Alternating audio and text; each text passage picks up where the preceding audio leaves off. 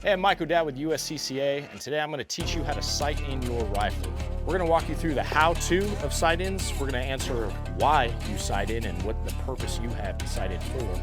We're also going to talk about the different details of like where to put your face, the body positions, and then lastly go over the ballistics and what you should know about what your bullet is doing and why it's doing it.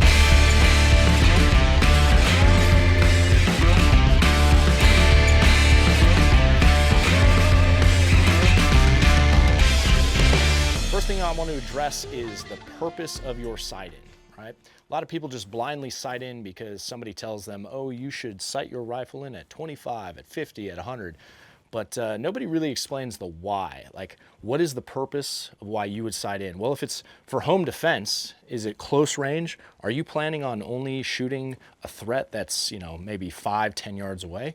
Are you planning on shooting something out to 500 yards? Are you planning on going down range in combat and fighting enemy between 100 and 500? Is it beyond that? So that's the first thing you have to answer is what's the purpose of your sight-in and what is the biggest threat to you? For me, when I was overseas in Iraq and Afghanistan, I always sighted in for the purpose of engaging enemy with the lowest variance at the combat distances that we were seeing targets. So about 50 yards out to 300 yards, maybe 400 yards. And for me, what was most important was having one sight-in that can kind of do all of those different distances. If you were a sniper, you might want to sight in to the max effective range of these, the 550 yards out to maybe 800 yards, depending on the variables of your rifle. So knowing what your purpose is going to help dictate what you need to sight in at. What we want to find is the sight-in that's going to do the most work with the least amount of adjustments. So for me, that's a 50-yard or a 36-yard sight-in. Now there are three considerations you want to take into account when you're sighting in your rifle. So the ballistic charts that we're going to show you and the ballistic charts that you'll see, they vary depending on three considerations. One is the barrel length. So I'm running my Arley Arms AR right now, and I have a 16-inch barrel. Now, if you're running a 14-inch barrel or maybe a 10-inch barrel, it's going to change, right? It's going to change your ballistics. The second consideration is the feet per second. So what is the actual muzzle velocity, the feet per second of the round coming out of your muzzle? What we'll be showing you is just a standard 3,000 feet per second. A lot of the ammunition you buy will just say the feet per second on the cartridge, so you can use that as a good baseline. This isn't rocket science. You don't have to go like too deep into it because it's not super exact. We're not firing out to a mile, but it will give you a good ballpark for you at home to just do a quick sight-in and you know where that round's supposed to go. And then lastly, the consideration you want to factor in is the type of ammo you use. If you're using just like trash ammo that you bought, from some random guy, it's reloads versus using like a really high precision ammunition, a higher weight grain, a lower weight grain, more powder, less powder. Those things will affect the trajectory. So you do need to factor that. This part may get a bit confusing, but try to like bear with me for a minute and feel free to ask questions in the comments if it's totally unclear. If you think about a sight-in like a 25, a 36, a 50, 100, imagine like a bow and arrow. If I was going to sight in at a short distance, I'm essentially aiming my barrel up real high. And my trajectory is going to go high and down. I'm going to have this big arc or variance. So the variance is basically going to be that arc from the line that we see, which is our scope, or the line that we see direct to target. That line that we see direct to target through our scope or through our red dot is straight and it never changes. And the bullet itself through that barrel is going to go straight, but it drops because of gravity. And the two will never meet. The two will never meet. So what we do is we actually aim the two to meet and cross, and where they first cross is our sight-in. That's our first sight-in. So we aim that barrel up to come up, hit the sight-in, but then it continues going up in that arc fashion. And then there'll be a second crossover at a later distance. And between the first sight-in and the second sight-in, that arc to what we see, that is the variance. So let's dive into each one just a little bit and help you decide which one is best for you. All right, so for the 25-yard sight-in, everything we're using is based off of 3,000 feet per second on a 16-inch barrel. Whatever your barrel is, whatever your feet per second is, just consider this like a baseline and adjust from there. We sight in chest at 25 yards. At 25 yards, we're gonna hit point of aim, point of impact. Once the bullet gets to 25 yards, the bullet is continuing to go up, up, up, up. Remember, it's not rising, it's the apparent rise because we aimed up, all right? So the bullet continues going up, up, up, up, up. The bullet continues going up, up, up, up, up. At 100 yards, you're looking at about 6 inches above the point of aim, point of impact. That's not that bad at 100 yards. So you have a 6-inch variance at 100 yards. The max, though, is once you get out to 200 yards. When you get out to 200 yards, you have almost a 10-inch rise before it starts falling again. So if you were holding point of aim, point of impact on the chest at 25 yards, shooting somebody at 200 yards, now you have a 10-inch variance. That could be okay for you. You just have to understand that you may have to hold lower to hit your target. So if you have to shoot a small 8-inch round plate, you would have to hold 2 inches below just to hit that plate at 200 yards. Hopefully that makes sense to you. The diagrams we have are pretty clear, but let us know in the comment section if that's unclear to you. And then you see this arc, and it actually maxes out, and you see at 450 yards, you're still hitting, about 16 inches low, but 16 inches isn't that bad at 450 yards. I mean, the max effective range of most AR platforms is about 550 yards. The 25-yard line is a very common distance for military, police. Definitely in the military. I know when I first went through training, we were sighting in from 25 yards because it's kind of the workhorse sight-in. It covers the max range with the most versatility and a little bit of variance, but nothing that's like crazy to overcome. Now the 36-yard. The 36-yard sight-in is very popular. There's a lot of people who use this. I would say between the 36-yard and the 50-yard sight-in are probably the most common at this point. You're seeing a lot of like really good shooters, a lot of police departments, a lot of military special units are now sighting in at 36 and 50. And really it's because it has the lowest variance. You're not getting the same max ranges on a normal hold as you would with the 25, but if you think that the max effective range is 550 yards, and you also think, well, what is the most common engagement that soldiers are seeing or police are seeing, it's well within that, So you want to go with the sight-in that's best for you. Well, if I can have one hold that holds pretty much here throughout, 300, 350 yards, that's kind of my go-to. So I actually sight in at a 50, but I have some rifles sighted in at 36. I consider them almost interchangeable because once again, we're talking about a small amount of distance as opposed to great variance. So a 36-yard sight-in, if I sight in and my bullet crosses my crosshair at 36 yards point of aim right here, at 36 yards, it's point of aim, point of impact. At 100 yards, it's actually only 3 inches of variance higher. 3 inches, that's damn near the same, right, to have 3 inches. And where it maxes out at 150 yards is only 4 inches. So there's almost no rise. It's so insignificant. Most shooters aren't even good enough to notice that 4 inches, especially when standing. It's pretty much point of aim, point of impact. It's very little difference.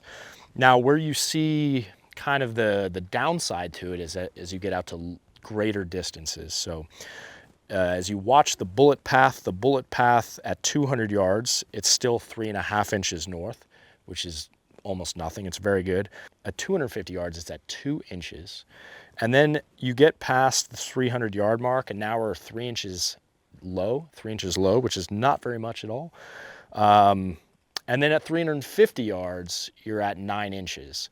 It drops off sooner, but the steepness of the drop-off is not nearly as bad as necessarily the 25 yards. So the 25 gives the bigger arc.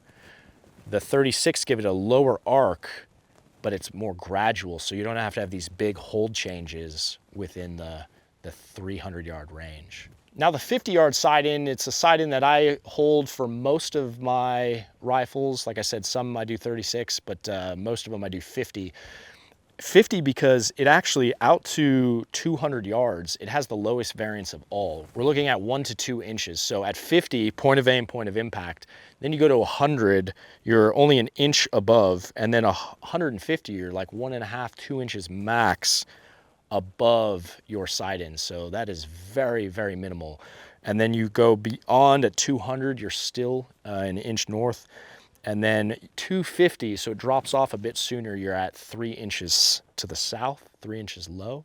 You go all the way out to 350 yards and you're 14 inches low. 14 inches is pretty significant, but if you think a human-sized target you're shooting at, you have 350 yards, 14 inches is a foot. It's still a hit.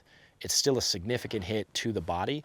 It does drop off a lot sooner. So if you were expecting engagements out a bit further, you know, you may want to go with a 36, because a 36 is going to be less variance at a further distance, or even go with a 25. But for me and what I do, the 36 to 50 is definitely the most versatile, with low variances in between.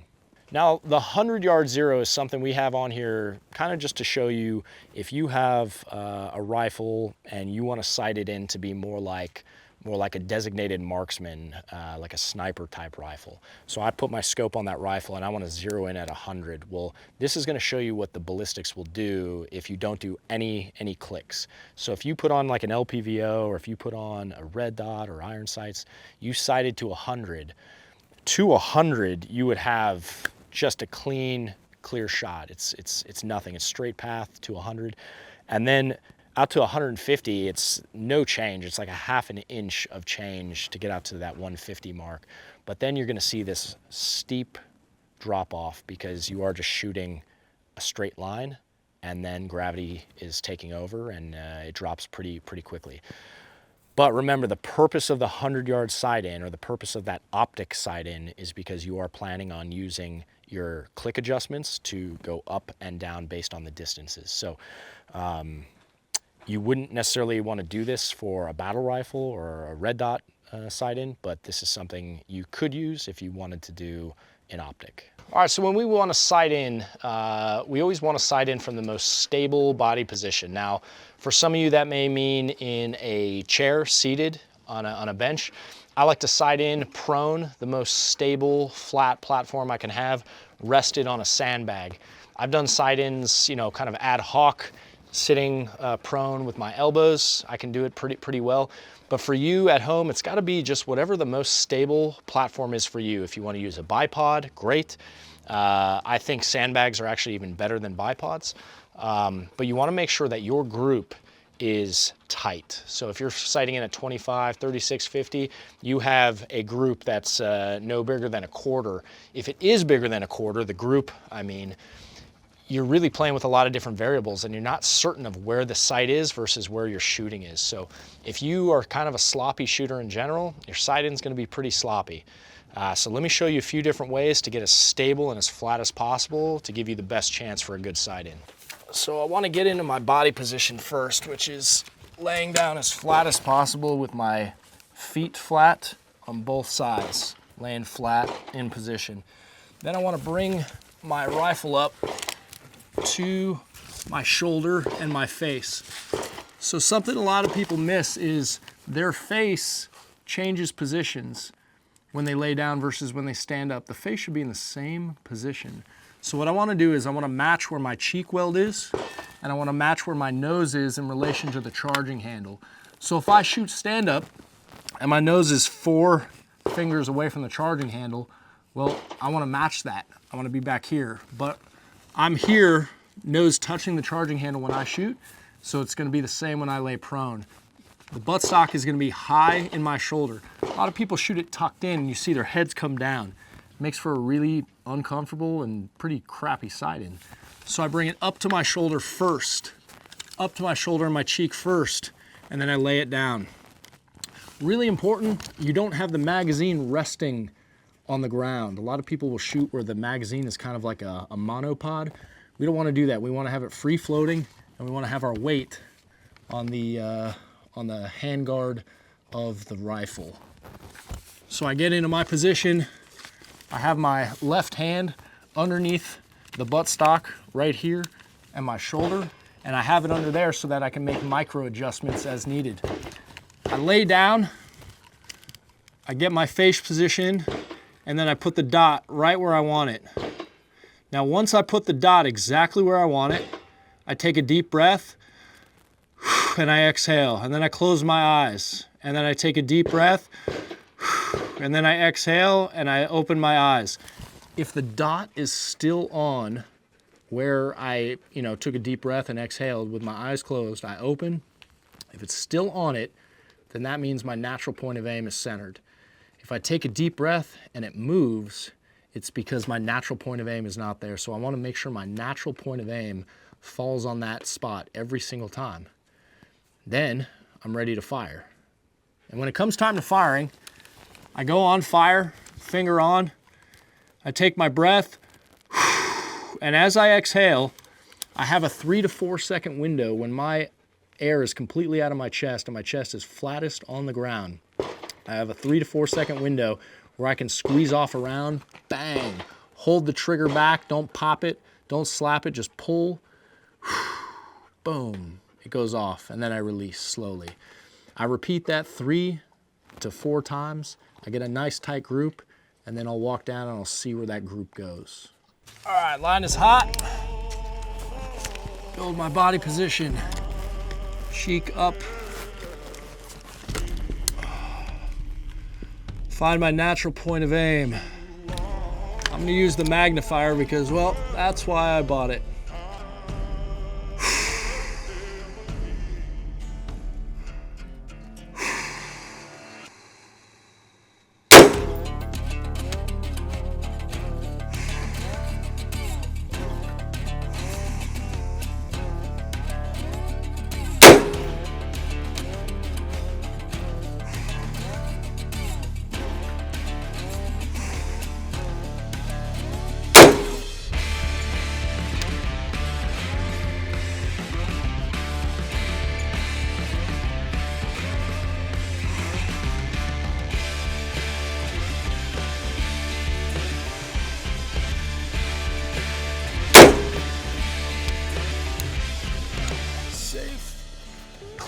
Safe. Anytime you go down range, you want to make sure you clear and safe, get a buddy check just in case. Now we're going to walk down, take a look at the group. All right, so the first shot I took, I felt like it didn't feel right. I felt like I rushed it. That's why I shot 4 shots, and you could see it kind of went off to the side. So if you ever feel like, hey, that something didn't feel right about it, you can always take more, but you need to know the difference between you shooting off and the gun not being sighted in. So the 3 rounds that I put in, right in here, now I know I'm shooting low. I'm not shooting left. Left was the one I threw off and I could see it. I'm shooting low, so I'm not going to adjust to the right. I'm just going to adjust up. So for me, I'm at 1 inch right now. We're sighting in at a 25 yard just for intents and purposes of showing the demo. But whatever you're sighting in at, just make sure the distance you need to go, whatever optic you have, it's going to be the amount of clicks from the user manual. You can find it on Google or YouTube. There's so many open source resources of how many clicks you're going to go. But for me, I'm going to go up 1 inch and readjust. Even though I just made my adjustments and I feel pretty good about it, I always want to do one more confirmation to make sure I'm hitting exactly where I want. And that way I know where I'm going to be shooting from now on, from here to 550 yards. So I can see just from the magnifier that I'm on, but I also want to see what my group's looking like, how I'm shooting. I'm always trying to be cognizant of how stable I can keep my body while I'm shooting, and is it getting better or worse over time. Taking a look, shots were a pretty good group. And this is completely acceptable and ready to go. The more capable your optic, the more magnified it is, the better you can see. Let's say you have a really magnified sniper scope or something like an 8x magnifier. you're gonna really see crisp details. With that 3x magnifier that I have, it's kind of hard for me to see with my eyes the differences between this and this at that distance, but I'm definitely seeing hits in that solid area. So hold yourself to a tighter standard based on what you can see versus what you can't see. That's why I always recommend on my rifle having some kind of magnifying device, because if I'm using just a red dot, it's really challenging to see my hits at a greater distance. Okay, good. Hey, I'm pausing the video right now to let you know about a free giveaway that USCCA has going on right now. Check out the link below for all the details, and let's get back to the video. All right, so now you've sighted in your rifle and you have that point of aim, point of impact at the first yard marker. So let's say it's 25 yards. If my sight in is 25 yards, then I know that I hold my dot or my crosshair at 25 yards, it's gonna hit true. Anything closer than that, let's say 5 yards away, I wanna hold high. How high do I hold? Well, max my hold will be wherever the dot is in relation to my chamber. So I know that if I'm shooting, let's say at 3 yards or 5 yards, I can hold 4 fingers above my intended target, and I'm gonna hit the target exactly. It's pretty important if you're shooting in close proximity or you're shooting, you know, like walking through your house, you need to know where you're gonna be holding. Now, after 25 yards, it's kind of counterintuitive. After 25 yards, let's say 100, I need to actually hold low. So I put my crosshairs or my dot low to my intended target. And hopefully you guys can look from the ballistic chart that we have on this or from your own research that you're doing with your rifle. You'll know exactly how low to hold at whatever distance you're shooting. And then lastly, you have to remember the third distance. So there's before the crosshair, there's after the crosshair, and then there's after the second crossover where it drops significantly. So we train people, we hold high for close, we hold slightly low for that middle distance, that 100 yards to maybe 250 yards. And then after that 250, 300 yards is when we start holding high again. It's a bit confusing, but hopefully you do your own research and you're gonna figure out how to do this and you'll be an expert marksman. All right, so there you have it. There are a lot of nuanced details to sighting in your rifle. Hopefully you took something away from this video. Definitely recommend you do a couple sight-ins on your own from multiple distances. Biggest things to worry about are your groups tight enough to even have a proper sight-in? A lot of people have other shooters sight in for them because they're just not good enough. So getting your sight-in to a nice tight group within a quarter is gonna set you up for success no matter what distance you sight in from. And then second, finding out what is the purpose of your sight in. So am I needing to sight in for some long engagements or something very close? Will help you decide if you wanna sight in 25, 36, 50, or even something like 100. Remember, we were using a 16-inch barrel, 3,000 feet per second. Measure your feet per second, your muzzle velocity, what barrel length are you using, and then what kind of ammunition are you using. That's gonna all play a factor in your exact ballistic chart. And then lastly, factor in what are the optics that you're using. Is it iron sights, and you have to line up 2 sights, making sure that your cheek weld and your nose to charging handle are exact. Same if you're using an LPVO. I don't wanna have parallax, so I wanna make sure that I'm the proper distance to and from my optic. Or using a red dot or like a holographic sight, right? Those will all play a factor in your head position. They'll play a factor in how you want to sight in, how many clicks you want to go up and down. Or are you going for a scoped rifle and you want to just do a 100-yard sight in, get your dope, and then change your calc. Figure out which rifle you're using and what the purpose is, and you'll be good to go. If you like what you saw, make sure you hit that like button and subscribe. We have a lot more videos coming out on topics like this and more. USCCA and USCCA.com. We would love to hear from you what you guys are using. What are the optics that you're using? We'd love to hear. Also, what sight-in do you do it from? Are you 25 yards? Are we 36 and 50s? We'd love to hear from you what those distances are and try to get a consensus of what people are doing out there. And lastly, make sure you guys continue training on sight-ins, training on rifle, training on pistol. Just keep training because that's how we move forward and that's how we progress.